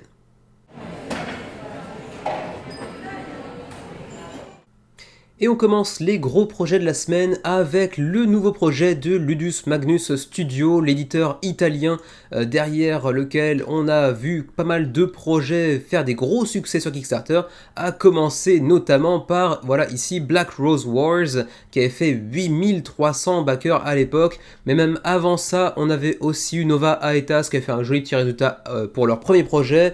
On avait aussi eu Dungeon Ology qui avait eu des retours beaucoup plus, disons, mitigés avec 5000 contributeurs. DEI, DVD and Impera qui est parvenu au backer assez récemment si je me souviens bien. On a eu aussi le Rebirth de Black Rose Wars avec 9000 contributeurs, ou encore plus récemment The Breach qui avait fait 3000 contributeurs en début d'année si je me souviens bien. Et ils nous reviennent donc avec Runar, leur nouveau projet, avec encore une fois du kilo plastique, de très belles miniatures très détaillées. Hautement modulable si je puis dire, et vous l'avez déjà vu je pense, la version francophone d'entrée de jeu dès le début de la campagne, donc ça aussi gros plus, qui pour l'instant a accueilli 1436 backers et 211 000 € d'engrangés. Le projet est donc financé à 6 jours de la fin de la campagne, car oui, c'est un projet extrêmement court que nous propose ici Ludus Magnus Studio pour Runar. Alors vous allez voir, c'est un jeu hautement modulable, c'est pour 1 à 4 joueurs, donc jouable en solo, mais également jusqu'à 4, avec deux modes différents. On peut faire un mode, disons, en one-shot directement sans scénario particulier, mais également un mode campagne au long cours qui va être suffisamment intéressant pour le souligner également. C'est pour des parties de 60 à 90 minutes théoriquement, et vous allez voir qu'on aura pas mal de modularité comme je le disais, puisque en début de partie, vous allez choisir 3 personnages en fonction de leur synergie, en fonction de vos choix, ou simplement parce que vous trouvez qu'ils sont plus classe que les autres par exemple, et ça va vous faire un clan hautement asymétrique, vous vous en doutez, parce que chacun d'entre eux a ses propres spécificités, et donc chacun des joueurs autour de la table aura un trio différent qui bien sûr aura des synergies différentes, des compétences différentes, et donc un style de jeu différent à chaque partie à imaginer bien évidemment, puisque ces 3 héros créeront au final votre clan pour la partie ou même pour la campagne à venir. C'est donc hautement modulable en cela, d'autant plus qu'apparemment on a aussi des cartes qui viennent accompagner les personnages qui peuvent modifier certainement un petit peu le background ou je ne sais trop quoi derrière, j'ai pas fouillé plus que ça. Ensuite on a aussi cet habituel easy to learn, hard to master qui vend toujours très bien, hein, c'est facile à prendre en main mais c'est difficile à maîtriser, hein, ça coûte rien de le dire mais ça attire le chaland et moi y compris d'ailleurs, hein. C'est vrai que quand on a un jeu qui compte 57 pages de règles, c'est un peu la flemme, quand on dit que c'est simple à maîtriser et que c'est dur à maîtriser, généralement ça fait partie des excellents jeux. Enfin, ça, c'est à prendre avec des pincettes, c'est pas forcément le cas, c'est pas une recette automatique, mais c'est vrai que ça fait partie des modèles de jeux que j'apprécie beaucoup, les jeux qui sont simples à prendre en main assez rapidement, mais qui ont une certaine profondeur qui leur permettent d'avoir une grande rejouabilité et pas mal de choix tactiques aussi. Alors vous voyez ici notamment un des premiers mécanismes du jeu, en fonction des tuiles qui seront en présence, elles vous permettront d'activer certaines compétences présentes sur votre personnage, comme vous le voyez ici avec les petits comment dirais-je, logos sur les cartes tout simplement, et qui vous permettront d'activer certaines compétences différentes pour attaquer à proximité ou à distance par exemple. Les deux modes de gameplay, comme je disais tout à l'heure, avec le mode, comment dirais-je, one-shot, si je puis dire, ou un mode campagne, puisque vous pourrez choisir différents scénarios, ou scénarii, vous dites ça comme vous voulez, pour faire une sorte de campagne au long cours, avec vos joueurs autour de la table, ça peut être assez sympatoche. Vous pouvez lire le livret de règles ici directement, mais en anglais pour l'instant, dans une version alpha, pour l'instant on n'a pas encore de version francophone. Vous avez ici un petit perçu du contenu de la boîte de base, donc Runard, avec les miniatures, attention ici elles sont hyper classe parce qu'elles sont prépeintes, mais ce ne sera pas le cas si vous baquez le jeu, attention. Donc pour l'instant on voit des très belles miniatures avec des jolis tours également derrière. Vous avez les différents héros que vous pourrez manier durant vos parties avec un petit côté comics au niveau de la direction artistique qui n'est pas pour me déplaire, je trouve ça plutôt joliment réalisé, et avec des très belles miniatures qui vont avec pour Helga, Arn, Brander, Eric et tous les autres avec bien sûr leur propre spécificité un petit peu asymétrique. Vous avez aussi des ennemis avec par exemple Hofunder par exemple, ou les Segir, ou encore les Hidvelnishni, j'arrive pas à le prononcer. Mais attention, quand je dis ici que vous avez des ennemis, ça ne veut pas dire que lorsque vous jouez avec d'autres joueurs autour de la table, vous serez forcément en coopération, ce n'est pas le cas, c'est un jeu compétitif malgré tout, mais vous aurez des ennemis. Ensuite, vous aurez ici les plateaux avec le champ de bataille que vous voyez ici, les plateaux de Némésis, les plateaux de Destinée, les plateaux individuels que vous pourrez recouvrir avec un aspect un petit peu deck building si j'ai bien compris également. On aura des statues avec différents étages en carton qui sont plutôt joliment représentés également, tout un tas de cartes format tarot pour les différents héros que vous pourrez contrôler avec leurs propres compétences particulières bien évidemment. Ensuite, tout un tas de cartes supplémentaires pour les avantages, pour les items, pour les artefacts, etc. Pour les petits événements qui viendront peut-être, j'imagine, perturber un peu le cours de la partie ou des campagnes, j'imagine plutôt. Ensuite, les petits decks pour chacun des héros, puisqu'on a ce petit aspect aussi de deck building, de construction de deck, si j'ai bien compris également en cours de partie. Et puis tout un tas de tokens supplémentaires. Ensuite, vous avez aussi l'extension qui s'appelle Hell, que vous voyez ici, qui vient ajouter de nouveaux héros, hein, Torbjorg, Egil et Canute, et puis de nouveaux ennemis également avec les Hogbui ou encore les Draugr et les Sidemen par exemple, ainsi que les cartes qui vont avec, les composants qui vont avec. Pour ce qui est des niveaux de pledge, eh bien sûr on peut prendre le pledge de base avec le jeu de base plus la boîte de stretch goals, parce qu'apparemment il y aura masse de stretch goals, 99€ avec tout de suite la TVA incluse, et ça c'est un gros plus également, ça évite d'ajouter un petit bifton supplémentaire dans le pledge manager, c'est agréable. 99€ donc. Ensuite, pour l'édition Deluxe, vous pouvez aussi sortir 130€, ce qui vous permettra théoriquement de économiser 90€ sur le prix en boutique. et 50 € sur le prix en boutique pour la version de base d'ailleurs. Et donc 129 € pour l'édition Deluxe qui vient s'accompagner de la Runner Chest que vous voyez ici, qui vous permettra de contenir la totalité du matériel Deluxe, plus les stretch goals avec une bien jolie boîte. Et puis enfin le all-in à 199 € avec une économie de 120 € théoriquement pour avoir le jeu de base, la grosse boîte Runner Chest, plus l'extension Hell, plus une autre extension intitulée Jarl qu'on n'a pas encore vu d'ailleurs ici. On a vu l'extension pour Hell, mais on n'a pas encore vu d'extension Jarl, donc je sais pas, elle n'est pas présentée, ou alors elle a été présentée différemment, je ne sais pas. Ensuite, qu'y a-t-il donc dans la Runner Chest, cette jolie boîte Deluxe? On a un playmat pour remplacer le plateau central, mais on a aussi une pelletée de playmat pour les joueurs, pour chaque plateau individuel, et ça c'est plutôt très très classe. Grosse diversification, qui plus est, les playmats sont double épaisseur, à moins que ce ne soit juste que des petits trous qui viennent accueillir les tokens, les petits cubes en bois, etc. J'ai l'impression que c'est plutôt des trous, puisqu'on a l'impression de voir le tapis de néoprène avec le décor derrière ici, donc je pense que c'est plutôt des trous directement, mais c'est quand même très sympatoche. Ensuite, les jetons de bois pour la version Deluxe, qui sont plutôt très très classe, avec des petites tuiles également de Nemesis en bois gravées, plutôt joli. Le jeton de premier joueur en métal, bon, ça on s'en fout un petit peu au final. Ensuite les stretch goals, on passera sur ce sujet dans le suivi du menu crowdfunding la semaine prochaine du coup.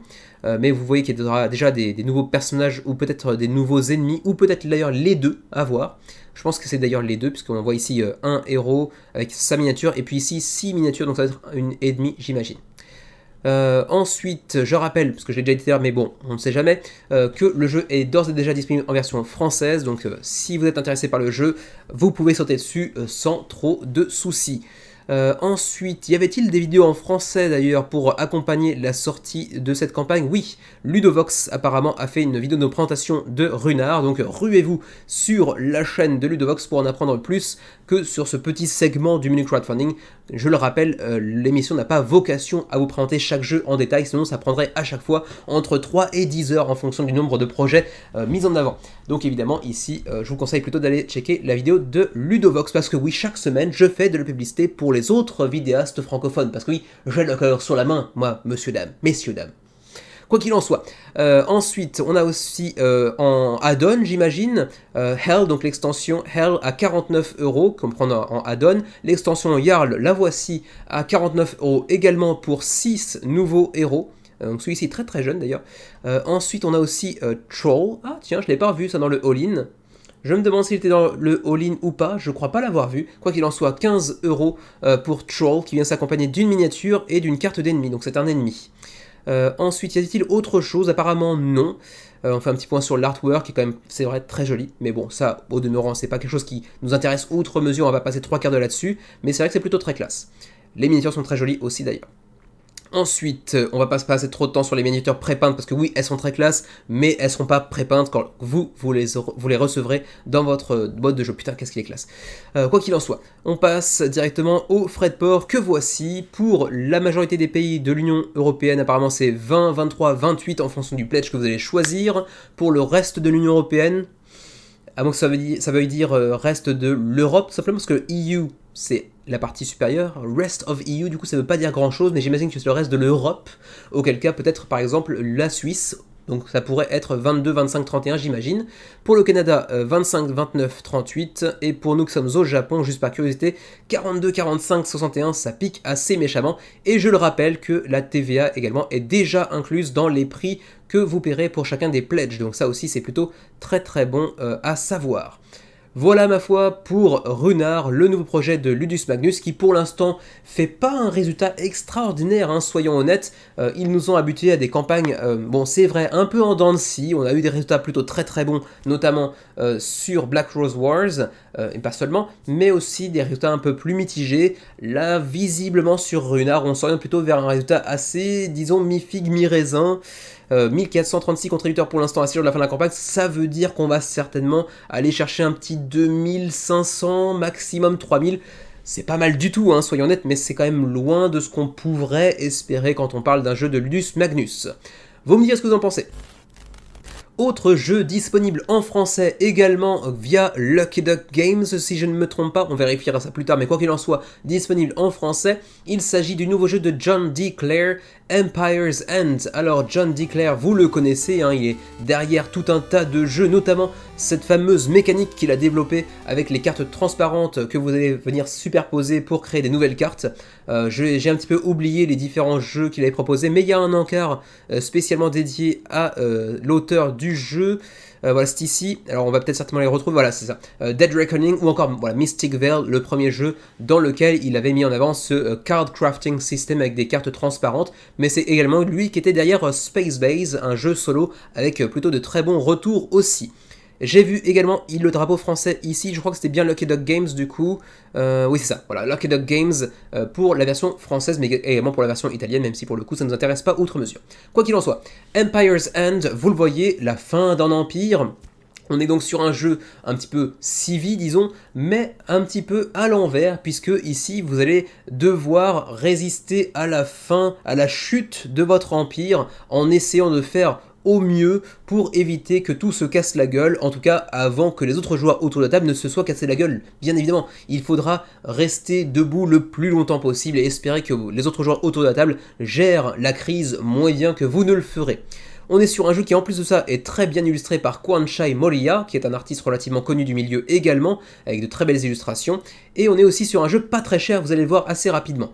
Donc dans Empire's End, les joueurs vont entrer en compétition pour savoir lequel de leurs empires respectifs réussira à résister le plus longtemps à un âge de calamité, à une époque de calamité qui viendra mener l'empire à sa perte. Donc on aura différents désastres qui viendront s'abattre sur vos empires respectifs, tels que des catastrophes climatiques ou encore la guerre bien évidemment. Il y aura un petit aspect de gestion de ressources, il y aura aussi au cœur du jeu un aspect de enchère qui sera pas inintéressant au demeurant, même si c'est pas un mécanisme qui à la base m'intéresse outre mesure, et ils appellent ça d'ailleurs le reverse bidding, donc l'enchère à l'envers si je puis dire, le tout donc par John Declare, un auteur qui a le vent en poupe depuis quelques temps. C'est pour 2 à 4 joueurs, c'est pour 13 ans et plus, et des parties relativement courtes, comme vous le voyez, de 45 à 60 minutes, ce qui en fait un jeu relativement facile à sortir, en plus d'être beau gosse. Même si j'avoue que je trouve quand même que certaines icônes, mises en avant dans le jeu, reprennent quand même trait pour trait celles Ah, j'ai perdu le titre pour le coup, à chaque fois ça me fait ça, hein. Vous avez remarqué, à chaque fois que je veux mentionner un jeu, j'oublie le titre du jeu. Seven Wonders, voilà, je l'ai retrouvé. Et en même temps, c'est un jeu de construction d'empire, ou plutôt de amortissement de la chute d'un empire, si je puis dire. Donc bon, thématiquement, ça fait sens de retrouver les mêmes types d'icônes, mais je trouve ça assez flagrant, quoi qu'il en soit. Je parlais tout à l'heure de jeux assez abordables en termes de tarifs, et c'est le cas, hein, vous le voyez, pour le Pledge Retail Edition, donc la version de base qu'on trouvera également en boutique, est à 35$, donc à peu près la même somme en euros. Pour le plateau que vous voyez ici, ensuite tout un tas de cartes de lieux, hein, 44 apparemment, les cartes de conflit, puisqu'on aura aussi des passages de guerroiement autour de la table bien évidemment. Celui qui aura réussi à avoir le plus de points de militaires, en fait, simplement, remportera la victoire et les bonus qui vont avec, les points de victoire qui vont avec, et bien évidemment, malheur au vaincu qui perdra par exemple des points, ou peut-être d'autres choses d'ailleurs, je ne vois pas toutes les cartes de conflit, mais peut-être qu'il y aura d'autres malus derrière. Les cartes de désastre, en anglais, c'est beau, de désastre, pardon, qui viendront impacter vos empires tour après tour et face auxquels vous devrez faire bonne figure autant que faire se peut. On aura aussi des plateaux, pas des plateaux, mais des écrans de jeu pour dissimuler les ressources qui resteront en votre possession, histoire que personne ne sache en même temps que vous ce qu'il vous reste en main pour mieux lutter face aux inattendus, bien évidemment. Ensuite, des petits tokens en bois relativement simples qui pourront être déloxifiés, vous le verrez par la suite. Les petits tokens de ressources qui, pour le coup, eux, sont pas très jolis. Bon, mais bon, c'est encore autre chose. Les petits cubes de exhaust, donc pour stipuler que vous avez utilisé une action, mais bon, c'est pas très important, des petits marqueurs par-ci par-là. Et enfin, on arrive à la version Deluxe, qui, elle, pour le coup, j'imagine, sera exclusive peut-être à Kickstarter. Je ne vois pas de macaron mentionnant l'exclusivité ou pas de Kickstarter, mais en tout cas, l'édition boutique n'aura pas quelques petites spécificités, comme ici, vous le voyez, le screen print sur les petits tokens. Et c'est tout. Voilà, en gros, pour 5$ de plus, on vous ajoute du screen print sur 10 tokens. J'ai envie de dire, aucun intérêt. Voilà, vous me direz ce que vous en pensez de votre côté, mais bon, pour 5€ du screen print sur 10 petits éléments de jeu, je peux largement m'en passer. Mais on a aussi une Deluxe Edition avec des tokens en bois à 55$. Donc là par contre ça vient ajouter des tuiles de ressources en bois plutôt que celles en carton précédemment vues. Donc effectivement c'est un peu plus classe, il y en a quand même 120 au total, mais c'est toujours pas spécialement très joli. À la limite, si ça avait eu la forme de la ressource en question et que ça avait été en bois, là ça aurait été assez classe, pourquoi pas, comme pour Flamecraft on avait vu récemment, où chaque ressource est taillée à la forme de la ressource en question. Là ça aurait pu être fun, pour le coup c'est pas le cas, et ça ajoute quand même, vous le voyez, du coup 25 ça, non 20 euros, 20$ disons, de plus. Bon, encore une fois, je pense que je peux m'en passer assez largement. Donc bon, vous verrez ce que vous en penserez de votre côté. Pour moi, pour ma part, hein, la Deluxe Edition, que ce soit ici la Semi-Deluxe ou la Deluxe Total avec les tokens en bois, bon, pourquoi pas, oui, mais je vois pas très bien l'intérêt au demeurant. Quoi qu'il en soit, le petit how to play très brièvement, j'ai déjà abordé la plupart des mécanismes de jeu. On aura donc la phase de désastre où vous devrez payer les ressources nécessaires pour éviter que le désastre ne mette trop le dawa dans votre empire. Je galère un petit peu à parler ce soir. Oui, ceux qui sont habitués savent que c'est tous les soirs, mais c'est comme ça, que voulez-vous, hein, en essayant de ne pas passer trop de temps sur les vidéos, je finis par bégayer. Donc vous devrez payer des ressources équivalentes à la carte de désastre pour éviter de perdre un des lieux qui composent votre empire, disons. Ensuite vous aurez une phase d'économie, et dans cette phase-là, eh bien, vous pourrez activer certaines compétences, enfin certaines actions de cartes que vous voyez devant vous pour en retirer des ressources. Ensuite on aura une phase d'industrie pour construire de nouveaux bâtiments ou réparer des bâtiments préalablement détruits grâce à cause des désastres qu'on a vus précédemment. On aura une phase de conflit, donc il faudra accumuler des logos de conflit pour pouvoir espérer l'emporter face à nos adversaires et donc bénéficier de certaines ressources de bonus ou, à contrario, de perdre des points de victoire. Et ma foi, c'est à peu près tout. Il n'y a pas de point vraiment mis en avant concernant le reverse bidding, donc les enchères inversées, si je puis dire, alors que pourtant c'est un petit peu mis en avant en début de campagne, mais ici, pour le coup, c'est pas tellement présenté en détail. Peut-être que ce sera le cas un peu plus bas, auquel cas j'ai oublié simplement. La localisation, je le rappelle, hein, c'est disponible en français via Lucky Duck Games. Certes, parfois il y a des petites discussions autour de la qualité des traductions, mais c'est pas un jeu qui possède beaucoup de texte, donc ça devrait pas être un souci. Et généralement, ça reste jouable, soyons honnêtes, même si c'est vrai que sur les jeux qui comportent bien plus de texte, c'est vrai qu'ils sont souvent la victime de critiques, victimes parfois légitimement aussi, hein, soyons honnêtes. Je n'ai pas tellement de jeux en version française de la part de Lucky Duck, donc je ne saurais vous en parler en détail, mais c'est vrai qu'on voit beaucoup de retours ces derniers temps concernant la qualité des trades, on verra bien. Vous avez également un insert en plastique, quel que soit le niveau de pledge que vous aurez choisi, il sera disponible dans tous les niveaux de pledge, retail comme deluxe. Oui, je sais, je me répète, mais c'est une déformation professionnelle. Quand on est prof, on répète des trucs en espérant qu'un jour ça passe. Je sais que c'est pas forcément nécessaire avec vous, mais c'est une déformation professionnelle, que voulez-vous. Quoi qu'il en soit, insert par Blackmagic, qui est un nouveau concurrent à GameTrace. Il me semble que c'était une entreprise qui est née suite à un départ de certains employés de GameTrace et qui ont décidé de lancer leur propre entreprise pour concurrencer finalement GameTrace, j'ai l'impression. Quoi qu'il en soit, on aura aussi le Linen Finish, mais ça on s'en fout un peu. On parlera éventuellement des straddles s'il y en a lors du suivi du menu crowdfunding. Le shipping, pour ce qui est du Canada et de l'Union Européenne, c'est un seul bloc, et ça c'est plutôt cool, et c'est très abordable, 8, 8, 10. Donc bon, en même temps on est sur un jeu pas très cher, donc ça se comprend, mais du coup on revient progressivement peut-être, en partie en tout cas, sur des frais de port un peu moins pétés que ce qui c'était le cas l'année dernière par exemple. Ensuite, pour nous autres, dans le rest of the world, pour le coup, 20-40, 20-40, 25-45, c'est beaucoup moins abordable pour le coup. Et par contre, pour la TVA, VAT friendly, qu'est-ce que ça veut dire pour le coup? Ça ne veut pas forcément dire grand-chose. Est-ce qu'il y aura de la TVA à ajouter par-dessus ou non? VAT friendly, j'aurais envie de dire certainement qu'il n'y aura pas de TVA à ajouter par derrière. En tout cas, on peut l'espérer via la tournure de la phrase qui est ici utilisée en anglais, même si c'est pas toujours le cas quand on voit VAT friendly. On verra bien. Mais a priori, ça devrait pas être nécessaire d'ajouter de la TVA par derrière. Voilà donc pour Empire's End, le nouveau projet de Brotherwise Games, dont c'est le 9e projet sur Kickstarter. Pour l'instant, 1525 contributeurs 12 jours avant la fin de la campagne et déjà 65 000 € d'engrangés. Pour tous les amateurs de Inglourious Basterds, ce film mythique de Tarantino, eh bien éventuellement, voilà un jeu pour vous, potentiellement. Il s'agit de SAS Rogue Regiment, un jeu qui vous place dans une unité un petit peu d'infiltration durant la Seconde Guerre mondiale, en collaboration qui plus est, hein. Ça a toute l'allure d'un wargame, mais ce n'est pas un wargame, c'est un jeu d'infiltration pour 1 à 4 joueurs durant la Deuxième Guerre mondiale, et vous le voyez à nouveau, c'est le cas pour les 3 gros projets de la semaine, version francophone d'entrée de jeu, et ça c'est cool pour un projet qui nous vient d'Angleterre et de Leamington. C'est un jeu de World Forge Games, un éditeur dont je n'avais pas entendu parler si mes souvenirs sont bons, ou alors simplement je l'avais oublié. Qu'avait-il pondu précédemment? Alors rapidement, The Devil's Run, Gorball, D-Day Dice, ah ok, ça pour le coup je connais, Pocket Landship, Astro Force, ouais, c'est pas un éditeur que je connais très très bien, ceci dit. D'ailleurs j'étais même pas abonné. Voilà qui est fait. Quoi qu'il en soit, SAS Rogue Regiment pour l'instant est à près de 1000 contributeurs, 17 jours avant la fin de la campagne, 75 000 € d'engrangés d'ores et déjà. Sur 1000 contributeurs, ça vous laisse présager un petit peu du prix qui peut être assez conséquent au niveau du pledge, mais bon, ça on le verra progressivement. Rogue Regiment, je le disais donc, c'est pour 1 à 4 joueurs, pour 14 ans et plus, et pour des parties de 1 à 2 heures.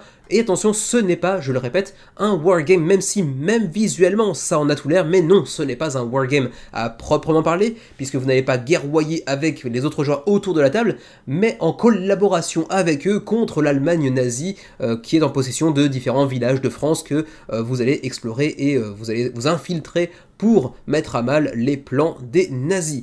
Donc c'est en fait peu de temps après le D-Day, donc le débarquement en Normandie. Vous allez avoir une unité spéciale avec des combattants qui auront chacun leur spécificité, leur asymétrie, et vous aurez donc à cœur de mener des attaques, des ambushes en français, j'arrive pas à retrouver, des embuscades, des assassinats, mais le tout en discrétion, puisque vous aurez finalement assez peu de matériel humain, si je puis dire. En fait, vous serez 4 dans votre unité, et vous n'aurez pas forcément beaucoup de munitions non plus, donc il faudra rester autant que faire se peut discret. Voilà.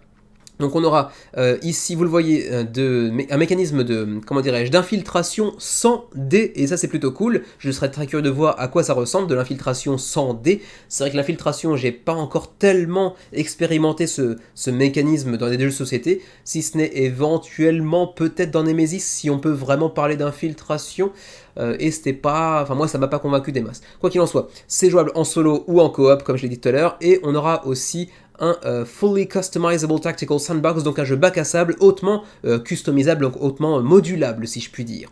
Vous avez déjà le livret de règles ici. Bon, c'est un work in progress évidemment, donc ce n'est pas encore la version définitive, mais vous pouvez le télécharger en anglais, ceci dit, pas encore en version française. Voilà le contenu de la boîte de base, avec les différentes tuiles de véhicules que vous pourrez notamment détruire. C'est des véhicules allemands pour le coup, j'ai l'impression, sauf peut-être la Willys Jeep, on verra bien. Les différentes tuiles qui viendront composer les différents villages que vous pourrez explorer au cours de différentes missions. Il n'y a pas, je crois, de campagne, hein, je crois que c'est juste des one-shots en mélangeant un petit peu les différentes tuiles de village pour composer à chaque fois un village différent, j'ai l'impression. On aura aussi ici des cartes d'événements, parce que chaque scénario que vous choisirez, eh bien vous aurez des événements qui viendront impacter la partie en cours, hein, l'ajout de nouvelles unités par exemple, peut-être une forme de ronde mise en place pour les soldats ennemis, etc. Enfin, je ne sais pas, je ne connais pas le contenu exact des événements, mais ils viendront impacter chacune des parties, chacun des tours, peut-être même de chacune de vos parties. Ensuite, tout un tas de tokens qui, encore une fois, fait penser hautement à du wargame, même si c'est pas vraiment, à proprement parler, un wargame. On aura aussi des jetons de corps. Une fois que vous aurez massacré des adversaires, eh bien, ils resteront là, à moins qu'il y ait éventuellement, je ne sais pas si c'est le cas, un mécanisme qui vous permettra de déplacer les corps pour les planquer éventuellement. Ensuite, ici, vos 4 personnages jouables, on voit Jock et on en voit 3 autres derrière, donc ce sont les 4 personnages que vous pourrez jouer, qui auront chacun leur propre spécificité, en tout cas j'imagine que c'est le cas. Et on aura aussi ces fameux résistants français très très stéréotypés, mais pas trop ridicules pour le coup, donc bon, respect malgré tout, même si c'est vrai qu'on est quand même sur du gros stéréotype, béret, foulard rouge, mais bon, après tout, pourquoi pas. Ensuite, on a une micro-extension aussi qui s'appelle They Would Dare qui vous permet d'avoir Nancy, un cinquième personnage jouable, l'agent SOE Nancy, avec son propre plateau de joueurs. Et on voit effectivement qu'il y a un petit peu d'asymétrie parce que les armes sont un petit peu différentes, hein, on le voit ici, et c'est encore plus frappant avec Nancy qui d'ailleurs a même un plateau double face. Est-ce que ce sera le cas pour tous les personnages? Je ne sais pas, mais en tout cas Nancy est disponible en agent et également en soubrette, avec une corde de piano pour étouffer ses adversaires apparemment. Ensuite, on aura aussi quelques petits standees pour un avion par exemple, etc. etc. Le jeu présente plutôt bien, visuellement c'est plutôt joli. Alors, les niveaux de pledge, on y arrive enfin. On a le jeu ici de base, donc le Rogue Trooper pour 45 livres, donc on va aller voir directement ici, parce que le taux de change je ne l'ai pas en tête, 45 livres ça fait 53 € à l'heure actuelle, pour avoir donc le jeu de base. Ensuite, à 65 livres, on pourra aller taper le Rogue Warrior, donc le pledge de base plus l'extension They Would Dare avec Nancy, donc 65 livres, ça fait 76 €, donc un ajout de 23 € pour seulement un ajout d'un personnage et d'un avion. En termes de matos, ça coûte quand même très cher l'extension, hein. Je sais pas, vous me direz ce que vous en pensez, je trouve ça quand même très cher pour un ajout assez maigre, même si c'est une exclusivité Kickstarter comme vous le voyez ici avec ce petit macaron, mais quand même. Le How to Play, bon là-dessus par contre je passe, on est donc sur un jeu d'infiltration, donc évidemment il y aura à prendre en compte un champ de vision avec ici bien évidemment des broussailles qui vous permettront de vous cacher, des arbres qui vous permettront de vous cacher également, mais aussi donc une notion de distance à prendre en compte lorsque vous vous déplacez. Donc voilà, je ne peux pas vous en dire beaucoup plus que ça pour l'instant, j'ai pas fouillé outre mesure le contenu du jeu, notamment cette dimension d'infiltration qui me semble le plus intéressante finalement dans le jeu, mais j'avoue que j'ai pas fouillé plus que ça. Quoi qu'il en soit, y avait-il des vidéos en français d'ailleurs? J'ai pas tellement checké tout à l'heure lorsque je préparais la vidéo. Je crois pas avoir vu de vidéos en version française, et du coup quand vous proposez pas de vidéos en français dans une campagne qui pourtant propose la langue française d'entrée de jeu, c'est un petit peu vous tirer une balle dans le pied, et une balle dans le pied en temps de guerre pour une unité d'infiltration, c'est quand même un petit peu gênant. Quoi qu'il en soit, vous l'avez ici la confirmation, hein, la langue française sera donc disponible durant la campagne. Ensuite, ma foi, on va continuer sur les add-ons potentiels. Ah, sachez qu'il y aura 3 livres de plus à dépenser pour la version française. Ça, je l'avais pas checké par contre, et c'est quand même assez dommage. Mais bon, 3 livres, ça reste bon, abordable. 3 livres de plus à dépenser pour avoir le jeu en français, bon, ok, pourquoi pas. Un tapis de dés éventuellement pour 15 livres, une copie supplémentaire pour faire une sorte de mini pledge groupé, même chose pour l'extension, et puis on a même un ATP timer, une sorte de petite montre pour timer vos tours de jeu, j'ai l'impression, pour 5 livres. Et puis on a aussi ici Heavy Metal, une sorte de micro-extension, j'ai l'impression, pour 12 livres, ok, pourquoi pas. Le shipping, on y arrive. Pour l'Union Européenne, c'est 20 livres de shipping. 20 livres de shipping, c'est quand même assez cher, bon... ça fait quoi, 25 € approximativement je pense, et ensuite pour le reste du monde, y compris le Canada et donc le Japon aussi par exemple, 30 à 40 livres en fonction du lieu où vous vivez. Ça peut coûter assez cher du coup pour les frais de port. Pour la TVA, est-ce qu'on a une mention? Apparemment la TVA est déjà incluse, donc ça c'est quand même un gros plus. Ok, donc ça c'est bon à prendre en compte également. Et ma foi, eh bien, pour le coup, c'est tout ce que je peux vous dire à propos de SAS Rogue Regiment, le dernier projet de la semaine, auquel il reste actuellement 17 jours avant la fin de la campagne, 990, non pas du tout, 970 contributeurs, je ne sais plus lire, il est tard et je suis fatigué, 75 000 € d'engrangés pour le moment, pour un projet disponible en français, je le rappelle. Et ma foi, c'est tout pour cette semaine de menu crowdfunding, et oui, vous aurez peut-être remarqué que j'ai changé de vêtements entre le début et la fin de la vidéo, parce que, en tout bon papa qui se respecte, je me suis fait vomir dessus tout à l'heure, mais bon, ce sont les aléas du métier, que voulez-vous, hein, le métier, il faut bien que ça rentre au bout d'un moment. Et ma foi, eh bien écoutez, j'ai rien d'autre à ajouter aujourd'hui, donc éventuellement prenez le temps d'aller voter pour les projets qui vous intéressent le plus pour la semaine prochaine dans le sondage que vous trouverez en description de la vidéo. Merci encore de m'avoir suivi aujourd'hui, n'hésitez pas à lâcher un petit like, hein, bien sûr, et abonnez-vous si ce n'est pas encore déjà fait, bien évidemment. D'ici la prochaine vidéo, eh bien je vous souhaite de passer du bon temps en famille ou entre amis, jouez bien, portez-vous bien, et à la prochaine.